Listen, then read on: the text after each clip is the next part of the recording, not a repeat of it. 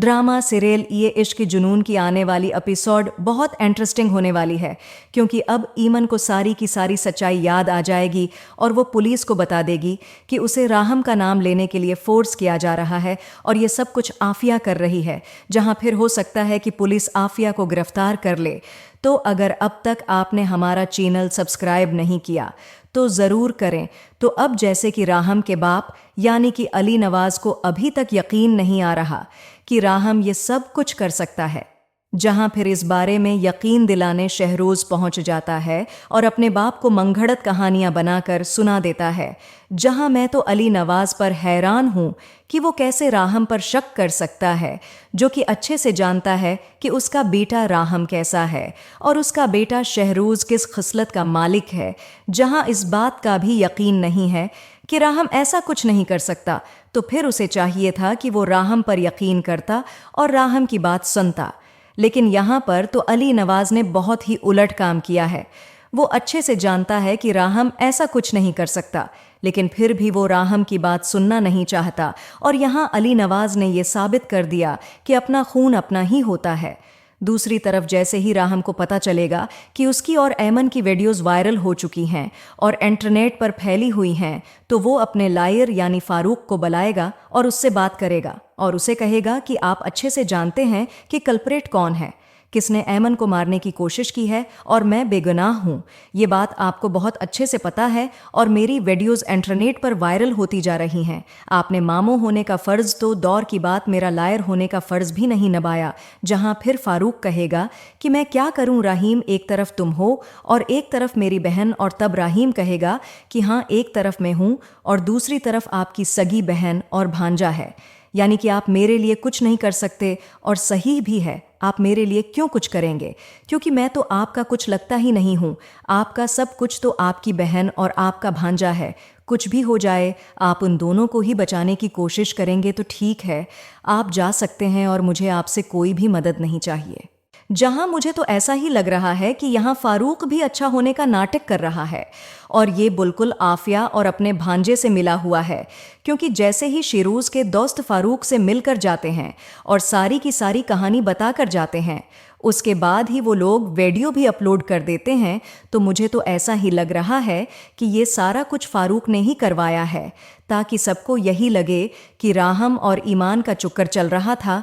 जहां फिर हो सकता है कि फारूक ही फ़ोन करके आफिया को भी बता दे और कहे कि मैंने तुम्हारा काम कर दिया है, अब मैं तुम्हारे बेटे को बचाने की कोशिश कर रहा था, इसीलिए मैंने उसके दोस्तों से कहकर इसकी वीडियोस अपलोड करवा दी हैं, ताकि सारा का सारा शक राहम की तरफ जाए। जहां फिर आफिया कहेगी कि अब पता चलेगा मुझ पर अंगलियां उठाने वालों का, जो लोग मुझे बातें करते थे अब सब के मुंह बंद हो जाएंगे। वो कहते थे ना कि मेरे शहरोज की परवरिश अच्छी नहीं है।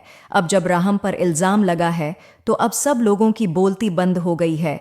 जहां दूसरी तरफ वो वीडियो न सिर्फ ऐमान के घर वाले देख लेंगे, बल्कि माहीन भी वो वीडियो देख लेगी, जिसके बाद माहीन तो पागल हो जाएगी और जैसे ही इसका बाप घर आएगा तो अपने बाप को सारी की सारी सच्चाई बता देगी और कहेगी कि बाबा राहम मुझे धोखा दे रहा था और वो मुझे चीट करने की कोशिश कर रहा था।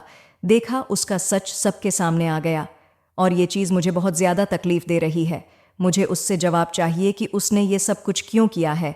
आपने वीडियोस देखी हैं जो वायरल हो रही हैं, उसमें साफ साफ नज़र आ रहा है कि राहम और इस लड़की के दरमियान कुछ चल रहा था। उसने मुझे चीट किया, ये चीज़ मैं बर्दाश्त नहीं करूंगी। जहां फिर ये देखकर माहीन का बाप भी गुस्से में आ जाएगा और अपनी बेटी को गले लगाकर कहेगा कि बेटी, अब तुम देखती जाओ कि मैं उनका हशर किया करता हूँ। जिन लोगों ने मेरी बेटी की आंखों में आंसू लाने की कोशिश की है, इनको मैं जिंदा नहीं छोड़वाऊंगा और इनको तो मैं खून के आंसू रुलाऊंगा। अब तुम्हें परेशान होने की ज़रूरत नहीं है, अब तुम सब कुछ मुझ पर छोड़ दो। जहां अब न चाहते हुए भी राहिम के बहुत ज़्यादा दुश्मन खड़े हो गए हैं। जहां दूसरी तरफ ऐमन के घर वाले भी ऐसी वीडियोस देखकर हैरान रह जाएंगे और तब ऐमन कहेगी कि मुझे कुछ भी याद नहीं है और ये सब कुछ मेरे खिलाफ बोला जा रहा है। इस लड़के ने मुझे मारने की कोशिश की और अब मुझ पर इल्ज़ाम लगाया जा रहा है। जहां पर जमाल भी काफ़ी ज़्यादा गुस्से में आ जाएगा और ऐमन के बाप से कहेगा कि हमें जल्द से जल्द पुलिस से मिलना होगा और उनसे कहना होगा कि जल्द से जल्द एक्शन लें और हमें इंसाफ दिलाएं। इस तरह से तो हमारी ही बदनामी हो रही है।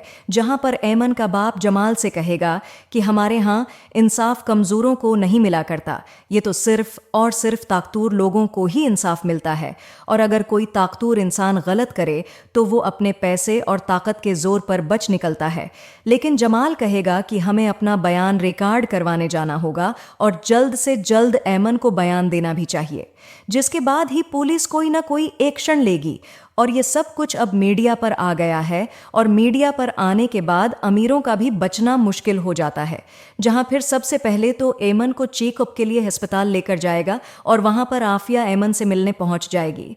जहां फिर आफिया ऐमन को देखकर ऐमन से कहेगी कि मुझे तुम्हारे लिए बहुत दुख है, तुम्हें मारने की कोशिश कर रहा था राहीम, और उसे ऐसा ही लग रहा है कि तुम अब कुछ नहीं कर सकती, इसीलिए तो वो झूठी वीडियोस वायरल करता जा रहा है।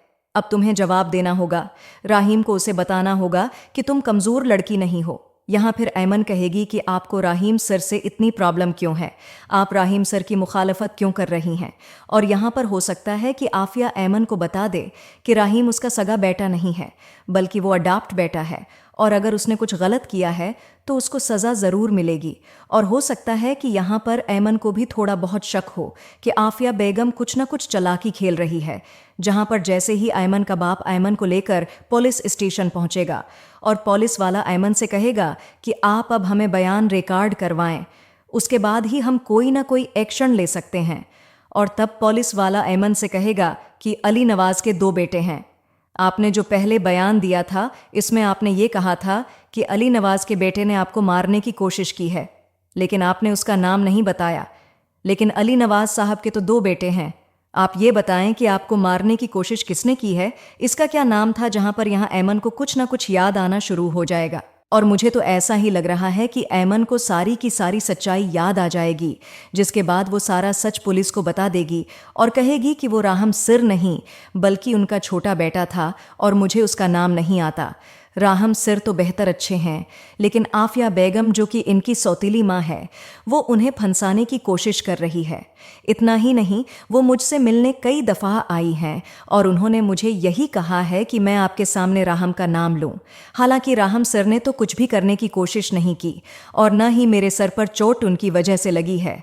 राहम सर ने तो मुझे बचाने की कोशिश की थी, लेकिन आफिया बेगम मुझ पर जोर डाल रही है कि मैं राहम का नाम सबके सामने लूं, जिसके बाद पुलिस के सामने आफिया की सच्चाई खुल जाएगी और साथ ही साथ शहरोज की भी सच्चाई सबके सामने आ जाएगी। जहां मुझे तो ऐसा ही लग रहा है कि पुलिस को शहरोज तो नहीं मिलेगा क्योंकि वो अपने दोस्तों के साथ बाहर भाग गया होगा, लेकिन आफिया की सच्चाई खुलने के बाद पुलिस हो सकता है कि आफिया को गिरफ्तार कर ले, क्योंकि वो पूरी तरह से प्लान चेंज करने की कोशिश कर रही है और पुलिस को बहुत ज़्यादा डिस्टर्ब भी कर रही है।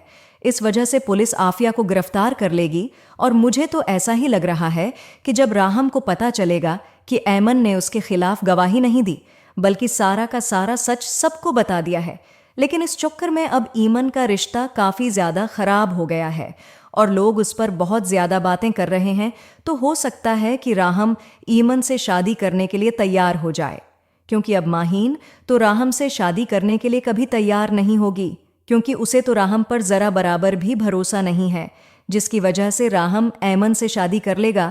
तो आगे ये ड्रामा बहुत इंटरेस्टिंग होने वाला है। आपका इस बारे में क्या ख्याल है, कमेंट करके ज़रूर बताएं और ऐसी वीडियोस देखने के लिए हमारे चैनल को सब्सक्राइब करना न भूलिएगा।